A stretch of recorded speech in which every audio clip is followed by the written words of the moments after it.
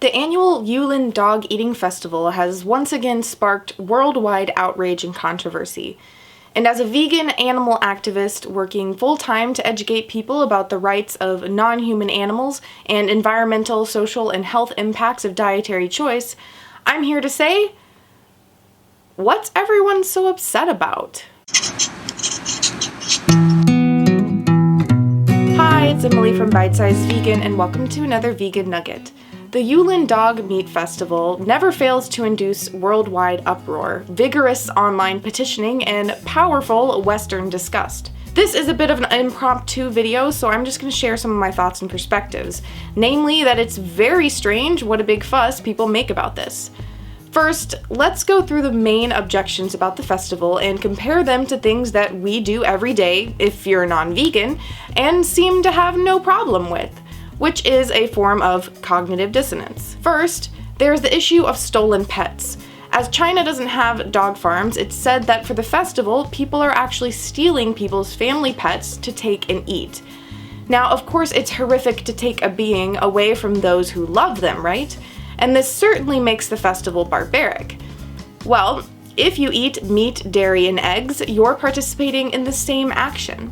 The dogs have loving human families they are stolen from, but cows, pigs, chickens, sheep, etc. all have loving families as well. They may not be of a species that you can more readily identify with, but they are no less important. Mother pigs sing to their nursing babies. Mother chickens are fiercely protective of their chicks. Cows have even been shown to have best friends. When you eat pig, cow, chicken, lamb, or any animal's flesh, you're committing the same injustice as those who are stealing family pets away for the festival. The dairy industry, for one, is particularly horrifying in this respect, as mother cows have their children stolen from them after birth and sent to slaughter time after time after time. It's only by our social conditioning that we don't see a jug of milk and sign 1,000 petitions to ban dairy, as we do with Yulin. But the pain, the cruelty, the heartbreak are the same. Second objection, along with the pet theme, is that these dogs have names and identities. They have personalities. They're intelligent and loving. Well, research has repeatedly shown, though it's a bit stupid to think that we need research for this, that animals respond to names, but also they name their own children with distinctive calls. A mother pig knows each of her piglets intimately. A mother hen will know if even one chick strays. Mother cows form intense bonds with their babies. And all of these bonds are destroyed by bacon, beef, chicken, ham, eggs, mutton, or whatever we want to call it to ignore the reality. Just because we haven't named these animals ourselves, or shared our homes with them, or stayed around them long enough to learn their individual personality, doesn't mean they don't have value. Pigs are incredibly intelligent, far more so than dogs, and even 3-year-old human children on some tests. Hell, chickens have even been shown to possess cognitive abilities beyond young human children. We can't hide behind the argument that they're too dumb to know any better. If you look at the terror in the eyes of these dogs being tortured and killed for this festival, and your heart breaks, then the only logical action for you to take is to be vegan. Signing a petition may make some impact, who knows, but not eating animals? That is going to make a difference, no question. These beings deserve equal outrage on their behalf to what we globally afford dogs. We have to wake up to the fact that a pig is a dog, is a rat, is a boy. Rooting for Babe during the movie and then going home to sign a petition to stop the Yulin Dog Festival while chowing down on some bacon doesn't make any sense. The third objection is that these dogs weren't raised on a farm to be killed. That was not the intent of their life, as it is with food animals. Well, being raised on a farm for the express purpose of being killed doesn't somehow justify your death. Murder is murder, regardless of the location. If I had a woman impregnated for the sole purpose of raising that child to kill it, does that make its death any more excusable? This may sound absurd, but this is what we're talking about here. Fourth objection is the brutal way in which these dogs are killed.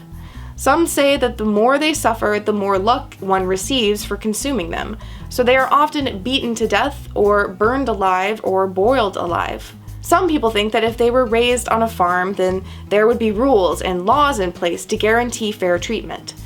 Well, from undercover footage and testimonies of former farm workers, that just doesn't hold up. Pigs are very often alive when plunged into baths of scalding water. Cows make it alive through to dismemberment on a regular basis. Workers are careless, and speed is valued above all else. These animals are often conscious when they are killed and even cut apart, and just because it happens in a big building with a corporate name and stainless steel floors instead of the back alleys of Yulin doesn't make it any more excusable. And if you eat eggs, you're having the male babies of layer hens thrown into a grinder alive. These are day-old babies, fluffy little yellow chicks that we adore on Easter, tossed en masse alive into grinders.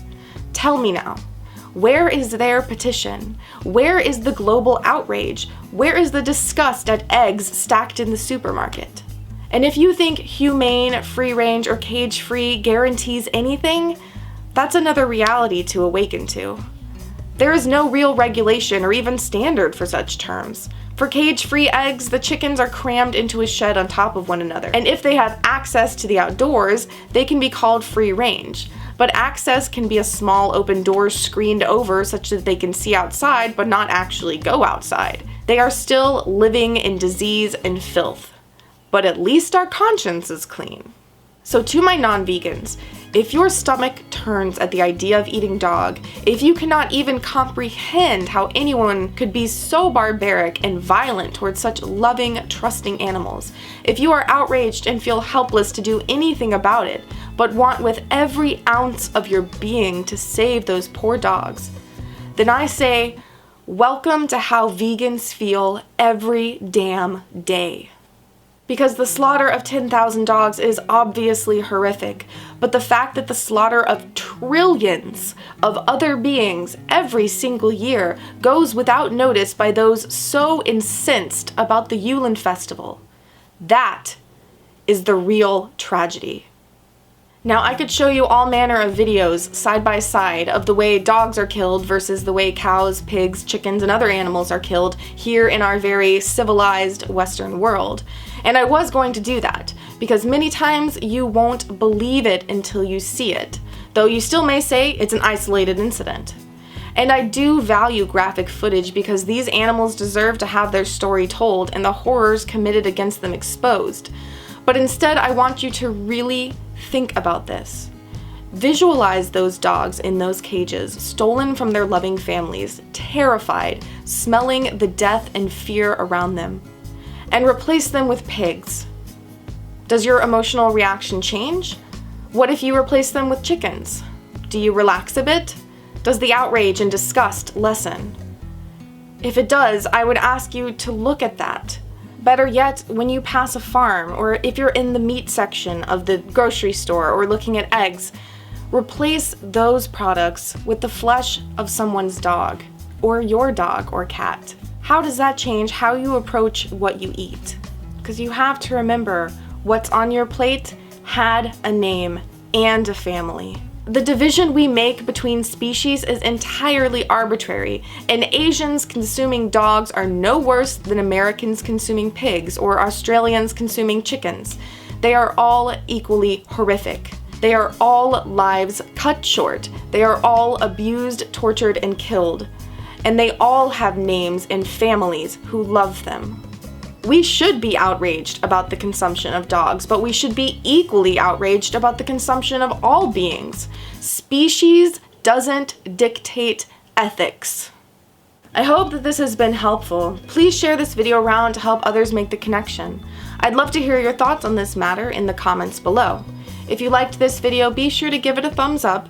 And if you want to help support Bite Size Vegan, be sure to check out the support links in the description below, or the Nugget Army icon there, or the link in the sidebar. Now go live vegan, wake up to cognitive dissonance, and I'll see you soon. It's okay, I stopped talking about it. I stopped talking about it. I'm sorry that had to happen. We're done. We're done talking about the unspeakable. Let's get you some dinners.